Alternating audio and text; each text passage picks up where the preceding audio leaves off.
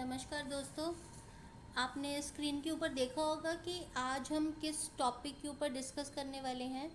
Mission AIBE में आज हम उन 5 मिस्टेक्स की बात करने वाले हैं जो ज़्यादातर बच्चे क्वेश्चन पेपर को अटेम्प्ट करते समय करते हैं।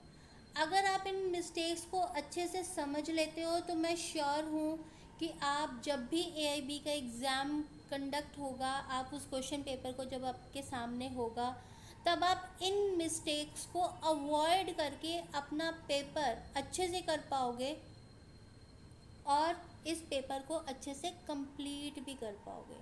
तो मिशन AIB में मेरे साथ जुड़िए, उन 5 गलतियों के बारे में मुझसे सुनिए कि जो जर्नली बच्चे कर देते हैं। मैं चाहती हूँ कि वो गलतियाँ आप ना दोहराएं ताकि हम किसी भी तरह से AIB का एग्ज़ाम क्लियर ना कर पाएँ। हमारा मोटिव मिशन AIBE में यही है कि हर बच्चे को AIBE का एग्ज़ाम क्लियर करना मस्ट है, उसे करना चाहिए। क्योंकि देखो, मुझे भी पता है कि आपका भी बहुत बड़ा सपना रहा है, आपके पेरेंट्स का सपना रहता है, समाज के प्रति भी एक जिम्मेवारी रहती है और हम कहीं ना कहीं अपने आप को एक्सप्लॉइटेड महसूस करते हैं, डिसहार्टेंड या डिसअपॉइंट फील करते हैं अगर हमें लगता है कि भाई मेरा AIB का एग्ज़ाम क्लियर नहीं हुआ, मेरे जो साथी हैं उनका सबका हो गया। तो वो कौन सी 5 मिस्टेक्स हैं वो जर्नली हम लोग कर लेते हैं, तो उनको एक बार अच्छे से समझिए एक बार। तो पहली गलती जो है वो ये है, देखो, complete set of bare acts. इसका क्या मतलब है? बहुत सारे बच्चे ऐसे हैं जो बेयर एक्ट्स का कंप्लीट सेट अपने साथ लेकर ही नहीं जाते। उनके पास number of bare acts complete form में नहीं होते हैं, या तो वो बहुत कम लेकर जाते हैं, या फिर उनके पास जो कमेंट्री वाले जो होते हैं विद कमेंट्स वाले वो बेयर एक्ट्स होते हैं। देखो, हमारे पास वही बेयर एक्ट होने चाहिए जो विदाउट कमेंट्स हो। विदाउट कमेंट्स वाले ही बेयर एक्ट्स हमें अलाउड हैं एग्ज़ाम सेंटर के अंदर। तो आपको इस बात का ध्यान रखना है कि वही बेयर एक्ट आपको लेके जाने हैं जिसके अंदर कमेंट्स नहीं गिवन हो। और दूसरी बात ये कि आपके पास complete set of bare acts होना मस्ट है। मतलब अगर फॉर एग्जांपल 19 क्वेश्चन पेपर आ रहे हैं, 19 सब्जेक्ट्स हैं, तो आपके पास 19 के 19 ही होने चाहिए। पर मैं इस बात को भी मानकर चलिए, इस बार मैंने AIB 18 के एग्ज़ाम को जब देखा था तो मुझे पता लगा था कि बहुत सारे क्वेश्चन उनमें से भी आए हुए थे जो एग्ज़ाम जो बेयर एक्ट्स हमारे पास अवेलेबल नहीं थे, उनमें से भी आए हुए थे। तो वो कौन कौन से बेयर एक्स हैं वो आपको तभी पता लगते हैं अगर आप प्रीवियस ईयर के क्वेश्चन पेपर्स को थॉरली एक बार खुद कर लेते हो। तो आपको पता चल जाएगा कि वो कौन कौन से बेयर एक्ट हैं जो आपको लेकर साथ में जाने हैं, कौन से नहीं लेकर जा रहे हैं। तो पहली गलती जो थी कि complete set of bare acts आपके पास होने चाहिए, प्लस वो वाले क्वेश्चन बेयर एक्ट्स भी होने चाहिए जो उसके अंदर नहीं लिखे हुए हैं और जो बहुत इंपॉर्टेंट है। तीसरा, सभी के सभी बेयर एक्ट्स जो हैं वो विदाउट कमेंट्स वाले होने चाहिए, उनके अंदर कमेंट्री नहीं होनी चाहिए, क्योंकि लास्ट मोमेंट पे आपको बेयर एक्ट्स को अपनी क्लास के अंदर ले जाना अलाउड नहीं होगा। तो आप विदाउट बेयर एक्ट्स को पेपर को क्लियर नहीं कर पाओगे। ये पहली गलती थी। देखो, दूसरा जो बात मेरे को जो समझ में आई, बहुत सारे बच्चे ओवर कॉन्फिडेंस की वजह से भी AIB का एग्ज़ाम क्लियर नहीं कर पाए। देखो, ओवर कॉन्फिडेंस जर्नली बच्चों में आ जाता है। जो नए बच्चे होते हैं जिन्होंने अभी अभी लॉ कंप्लीट की होती है, उन्हें लगता है कि भाई मैंने अभी तो 3 साल 5 साल की लॉ कंप्लीट करी है, अभी तो फाइनल ईयर के पेपर दिए हैं, ऐसी कौन सी चीज़ है जो मुझे नहीं आती। जर्नली ये बच्चों के अंदर दिमाग में होता है, क्योंकि मैंने अपने कुलीग्स जो मेरे साथ क्लास में पढ़ते थे बच्चे, मैंने उनका ये चीज़ नोटिस किया था कि बहुत सारे बच्चे इस ओवर कॉन्फिडेंस में थे। अरे ओपन बुक एग्ज़ाम है, कोई फ़र्क नहीं पड़ता, ओपन बुक एग्ज़ाम को आराम से क्रैक कर लेंगे हम लोग, हमें कोई फ़र्क नहीं पड़ता, बेयर एक्ट खोलेंगे, उसके अंदर क्वेश्चन लिखे होंगे और उसको देख लेंगे। पर इस बात को हम लोग सब लोग भूल जाते हैं कि ये ओपन बुक एग्ज़ाम तो है बट इतना आसान नहीं है, कॉम्प्लिकेटेड पेपर आते हैं। अगर कॉम्प्लिकेटेड पेपर कैसे आ रहे हैं? अगर केस लॉज आ रहे हैं, केस लॉज कहाँ लिखे हैं मुझे बताओगे आप? मैगजीन्स आ रही हैं, ठीक है, मैगजीन्स कहाँ पे बेयर एक्ट में लिखी हैं बताओगे आप मुझे? कहीं पे भी लिखा नहीं हुआ, ना केस लॉज लिखे हुए हैं, ना मैगजीन्स लिखी हुई हैं। और लॉजिकल क्वेश्चंस पूछ लेते हैं वो लोग, लॉजिकल क्वेश्चंस वो भी आपको अपने दिमाग से ही करना पड़ता है, किसी बेयर एक्ट में नहीं लिखा हुआ। अब बहुत सारे क्वेश्चंस ऐसे भी आते हैं जो बेयर एक्ट में किसी और सेक्शन के अंदर पूछ लेते हैं, पर उसका आंसर किसी और सेक्शन में होता है।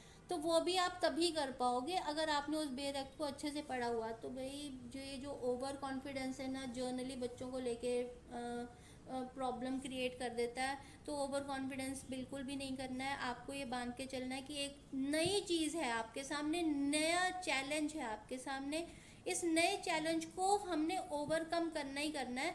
तो ओवरकम करने का best way out over confidence नहीं है, उसका बेस्ट वे आउट है बुक को खोलना, बेरेक्स को एक बार इंडेक्स पार्ट को देखना। ठीक है। बाकी केस लॉज जो हैं वो केस लॉज मैं धीरे धीरे करवा ही रही हूँ आपको। मैं आपको 100 केस लॉज देने वाली हूँ। एक वीडियो मेरी नेक्स्ट आने वाली है, मैगजिम्स के ऊपर आने वाली है। अभी मैंने कॉन्स्टिट्यूशन ऑफ इंडिया के ऊपर भी कुछ क्वेश्चंस बनाए थे, एक वीडियो अपलोड की हुई है, मैंने कल ही की थी। और बहुत सारे मैंने मिसकंडक्ट के ऊपर भी 4 बहुत ही इंपॉर्टेंट केसेस को आपके साथ डिस्कस किया था। तो उन केसेस को देख लेना, क्योंकि आपको पता होना चाहिए कि एक्चुअल में केसेस क्या हैं। एक बार अगर आप उन केसेस को पढ़ लेते हो या सुन लेते हो तो आपके लिए उन केसेस को ध्यान में रखना बहुत आसान हो जाएगा, फिर आप उन चीज़ों को भूलोगे भी नहीं। तो ओवर कॉन्फिडेंट बनने की यहाँ पे कि हमें किसी को भी ज़रूरत नहीं है, यहाँ पे स्मार्ट बनने की ज़रूरत है। ठीक है, स्मार्ट एंड कॉन्फिडेंट बनने की ज़रूरत है। स्मार्टली हमें अपने इस गेम को प्ले करना है और इस एग्ज़ाम को क्रैक करना है। तो दूसरा इंपॉर्टेंट चीज़ थी ओवर कॉन्फिडेंस, जिसको मैंने आपको बताया कि यहाँ पे ओवर कॉन्फिडेंट नहीं, स्मार्ट एंड कॉन्फिडेंट ये वर्ड यूज़ होना चाहिए। तीसरा देखिए लैक ऑफ नॉलेज। जैसे मैंने अभी आपसे डिस्कस किया कि बहुत सारे बच्चों को लगता है कि भाई ये ओपन बुक एग्ज़ाम है। ठीक है, तो ओपन बुक एग्ज़ाम होता तो है, मैं मानती हूँ, पर 3 घंटे के अंदर 100 क्वेश्चंस को अटेम्प्ट करना है। 100 क्वेश्चंस में मैंने आपको बताया कि केस लॉस भी हैं। केस लॉस बिल्कुल भी बेयर एक्ट में नहीं दिए हुए। आपको मैगजिम्स भी करनी है तो मैगजिम्स भी नहीं दी हुई है। 10 नंबर का पेपर ये, 10 नंबर का पेपर ये, उसमें हर 100% तो तुक्का मारना आसान नहीं होता। कुछ ये लोग अमेंडमेंट्स पूछ लेते हैं। ठीक है, अमेंडमेंट्स पूछ लिए, कुछ इन्होंने लॉजिकल क्वेश्चंस पूछ लिए, और कुछ इन्होंने क्या किया ना कि जो क्वेश्चंस पूछे वो घुमा के पूछ लिए। तो जब तक आपने बेयर एक्ट के इंडेक्स पार्ट को अच्छे से नहीं पढ़ा होगा ना तो आपको समझ ही नहीं आएगा। जैसे एक एग्जांपल दे देती हूँ आपको कि अब एक क्वेश्चन पूछा हुआ है कि सेक्शन 82 में, ठीक है, ये क्वेश्चन सेक्शन 82 में है, आप इसको ढूंढ के हमें इसका जवाब दो। अब आप पता है क्या, सेक्शन तो सीआरपीसी में भी है और सेक्शन आईपीसी में भी है। अब आप यही कंफ्यूज हो जाओगे कि इस क्वेश्चन को मैं ढूंढूं तो ढूंढूं कहाँ पे, ये सीआरपीसी का क्वेश्चन है या आईपीसी का क्वेश्चन है। देखो, इसके लिए मैं एक डेडिकेटेड वीडियो कल आपको या परसों 1-2 दिन के अंदर अंदर एक डेडिकेटेड वीडियो बनाने वाली हूँ जो आपको ये समझाएगा कि ऑन द स्पॉट हमें डिसीजन लेना है कि ये सेक्शन कहाँ का सेक्शन है, हम कौन सा बेयर एक्ट खोलें। बहुत सारे बच्चे इसी वजह से क्वेश्चन पेपर अटैम्प्ट ही नहीं कर पाए या क्वेश्चन अटैम्प्ट ही नहीं कर पाए, क्योंकि उन्हें पता ही नहीं लगा कि ये क्वेश्चन आया कहाँ से हुआ है। अब वो कौन सा बेयर एक्ट खोल लें। देखो, ऑब्वियसली एक एक चीज़ को खोल के रखना, देखना, सारे जितने भी 20 अगर बेयर एक्ट है उन 20 बेयर एक्ट्स में से ढूंढना कि भाई ये पेपर कहाँ पे है, कहाँ पे है, कहाँ पे है। तो हम सोचो कि हमें तो कितने 100 क्वेश्चन अटैम्प्ट करने हैं, तो उन 100 क्वेश्चन को अटैम्प्ट करने के लिए हमारे पास टाइम डिवाइडेड है, कंस्ट्रेटेड टाइम है हमारे पास। ये थोड़ा ना कि हम 10 घंटे बैठ सकते हैं आराम से, ऐसा तो कुछ नहीं है। तो उस क्वेश्चन को 20 बेयर एक्ट्स में से ढूंढना, कैसे नहीं, इसकी एक वीडियो बनाऊंगी। तो लैक ऑफ नॉलेज भी एक रीज़न बनता है जिसकी वजह से पेपर क्लियर नहीं हो सकता या होता नहीं है। तो एक तीसरा ये हमारा पॉइंट था। चौथा देखो पॉइंट क्या था, first attempt less serious. Generally बच्चे पता है क्या सोचते हैं कि और क्या फ़र्क पड़ता है, ये हमारा पहला अटैम्प्ट है, क्या ज़रूरत है इतना ज़्यादा सीरियस होने की। कोई फ़र्क नहीं पड़ता, अगर पहला अटैम्प्ट में पेपर क्लियर नहीं हुआ तो सेकंड अटैम्प्ट तो है हमारे पास, उसमें पेपर दे लेंगे। ठीक है, बहुत सारे बच्चों का ये होता है, वो लेस सीरियस होते हैं फर्स्ट अटैम्प्ट में।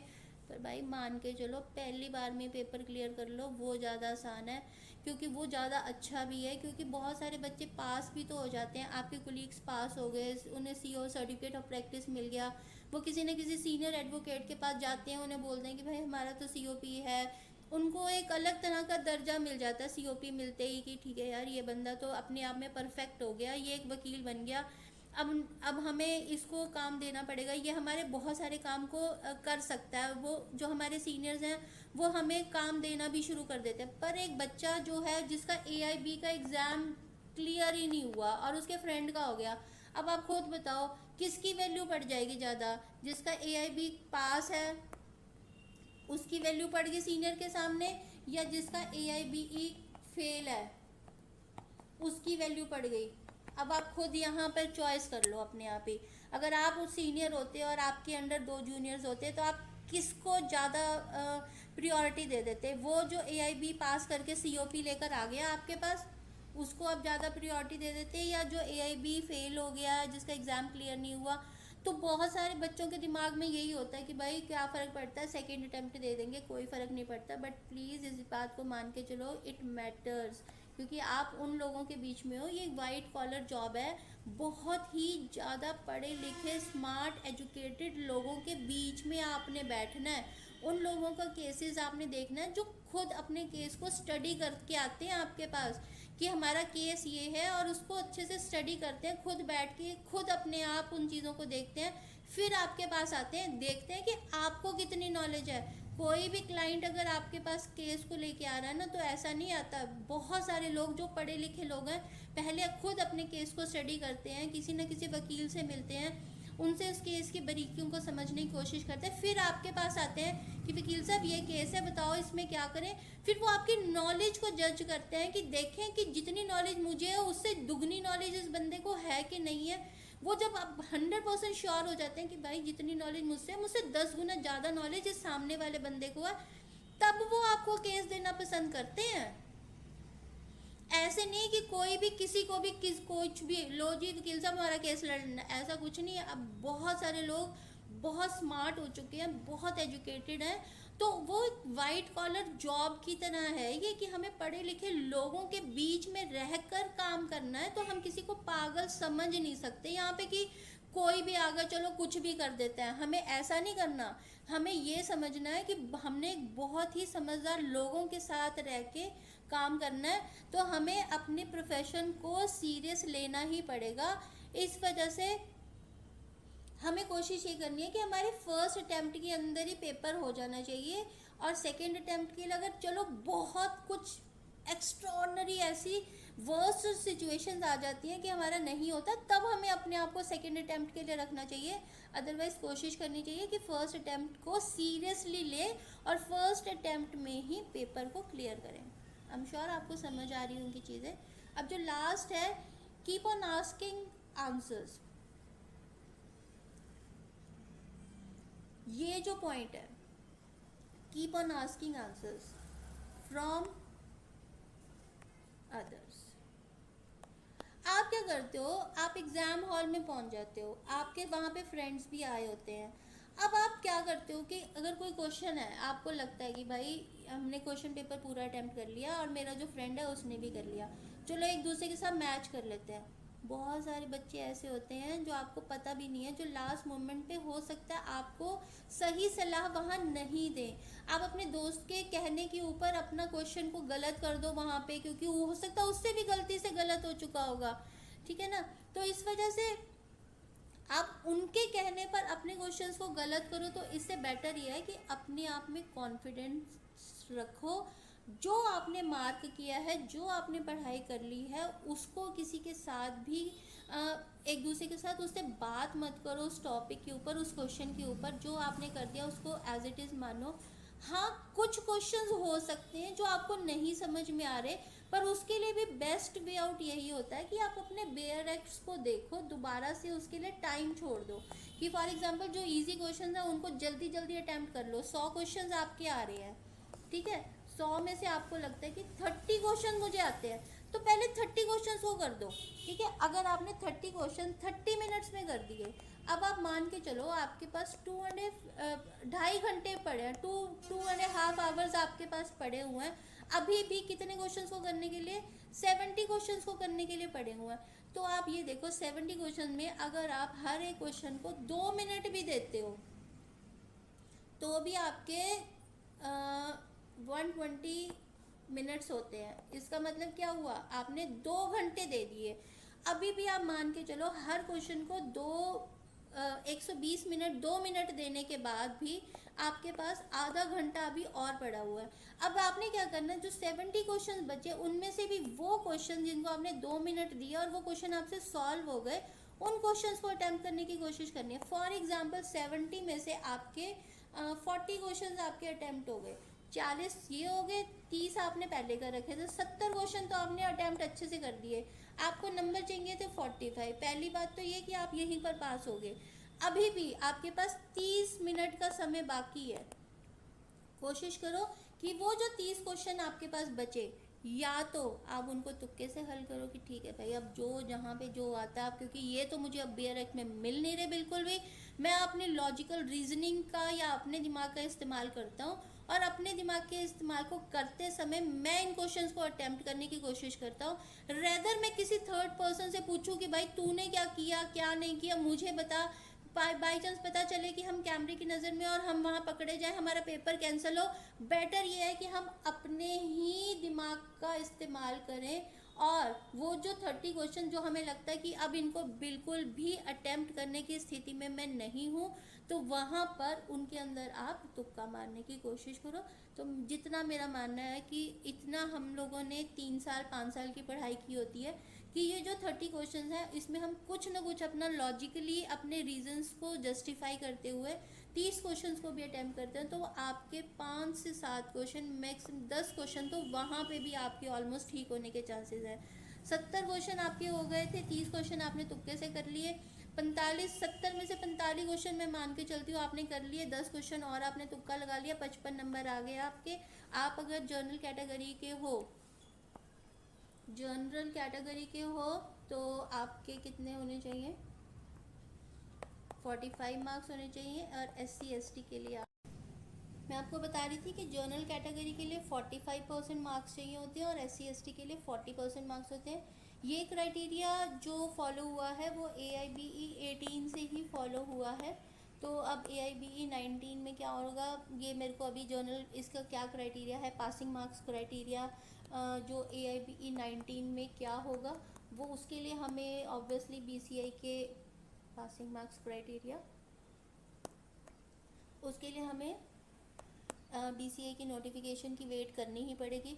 जितना मैं मान के चल रही हूँ ये एज इट इज़ ही रहने वाला है कि जर्नल के लिए कितने परसेंट, 45%, और SC ST के लिए 40%। ठीक है, तो 45 नंबर हमारे, 45 नहीं 55 नंबर हमारे ऑलमोस्ट बन रहे थे। उन 55 नंबर से हम आराम से पास हो रहे हैं, क्योंकि 45 नंबर ही हमें चाहिए थे 100 में से। ठीक है, 100 में से हमें 45 नंबर चाहिए थे और SC ST को 40 नंबर चाहिए थे 100 में से। तो 55 नंबर हमारे आ रहे हैं, तो हम इजीली इसको पास कर सकते हैं। आपको अगर फिर भी कोई भी किसी तरह का कोई डाउट हो तो आप मुझे मैसेजेस के माध्यम से जुड़ सकते हैं, आप मुझे बता सकते हैं कि हमें ये प्रॉब्लम आ रही है, तो उसका सोल्यूशन हम लोग बैठ के निकालेंगे। बाकी आप मेरे चैनल को सब्सक्राइब करिए, क्योंकि उसके अंदर मैं बहुत अच्छा कंटेंट देने की कोशिश कर रही हूँ आप सभी को। अगर आप उस कंटेंट को सुनते हैं तो आपको बहुत ज़्यादा नोट्स बनाने की या बहुत अच्छा पूरी बुक्स को उठा के दोबारा से पढ़ने की कोई ज़रूरत नहीं होगी। सिर्फ मेरे नोट्स को सुन लीजिए और जाके पेपर अटेम्प्ट कर दीजिए। तो आपके जितना मेरा मानना है कि अगर आप इसको अच्छे से ध्यान से समझते हैं तो पेपर को अटेम्प्ट कर लेना आपके लिए बहुत आसान रहेगा। अगर कोई भी क्वेरी होगी तो आप मुझसे कमेंट्स के माध्यम से जुड़ सकते हैं। आपका शुक्रिया।